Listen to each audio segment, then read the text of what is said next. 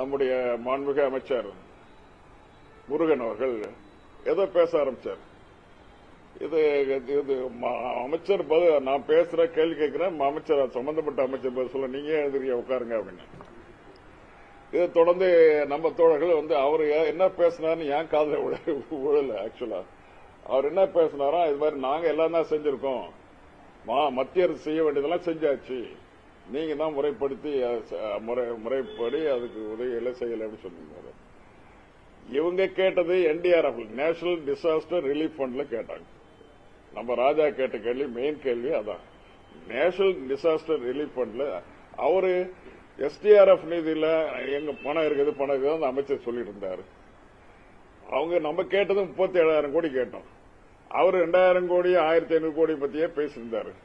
இது ஒண்ணு கிடக்க ஒண்ணு பேசிட்டு இருக்காரு. சம்பந்தப்பட்ட நான் நடுவில் எழுந்து கேட்டேன். சம்பந்தப்பட்ட அமைச்சர் கேபினெட் அமைச்சர் மிக முக்கியமான கேள்வி, இந்த கேள்விக்கு பதில் சொல்ல வேண்டிய அவர் தான், அவர் ஏன் வரல அப்படின்னு ராஜா பேசும்போது TR பாலு தலைமையில அனைத்து கட்சி உறுப்பினர்களும் அங்கே போய் நேரடியா ஹோம் மினிஸ்டர் பார்த்தப்போ 27ஆம் தேதி உள்ள நிதியை விடுவிக்கிறேன்னு சொன்னாரு. ஆனா இதுவரை செய்யல. அதையும் நான் கோட் பண்ணி அது என்னாச்சு கேட்டா எதுக்கும் பதில் கிடையாது. நடுவில் ஒரே கம்பர்ஷன் போது இவர் தொடர்ந்து பின்னிட்டு பேசிட்டே இருந்தார். என்ன டிஸ்டர்ப் பண்ணிட்டே இருக்காரு.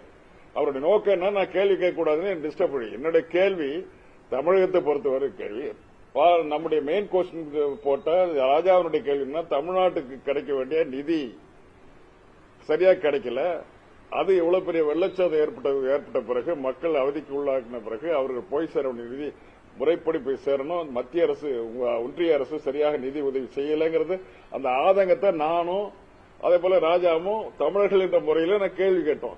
ஆனா தமிழர்கள் என்ற முறையில அந்த ஒரு அமைச்சர் அது சரியா ரெஸ்பாண்ட் பண்ணாம வேற ஏதோ பேசி அந்த அமைச்சருக்கு பதில் சொன்ன அமைச்சரும் சரியா சொல்லல. அவர் வேற மாநிலத்துக்காரரு. ஆனா நம்ம மாநிலத்தை சார்ந்த முருகன் அவர்கள் இதை இன்டர்பியர் பண்ணி கெடுத்துக்கிட்டே இருந்தார் திரும்ப. அத நம்ம தோழர்கள் எல்லாருமே எழுந்து கூச்சல் போட ஆரம்பிச்சாங்க. நீங்க எதுக்கு இன்டர்பியர் பண்றீங்க, நல்ல சரியான என்ன அன்பார்லிமெண்ட் TR பால் என்ன சொன்னார், நானும் அதான் கேட்டேன், ஸ்பீக்கருக்கு பார்த்து கேட்டேன். அப்புறம் பார்லிமெண்ட் அஃபேர்ஸ் மினிஸ்டர் அவங்க எல்லாம் சேர்ந்து அவருக்காக பேசுறாங்க. ஒன்றிய அரசுக்கு பாரா பேச ஆரம்பிச்சாங்க. ஒரே கம்பர்ஷன் ஏற்படுச்சு. இதுதான் நடந்தது.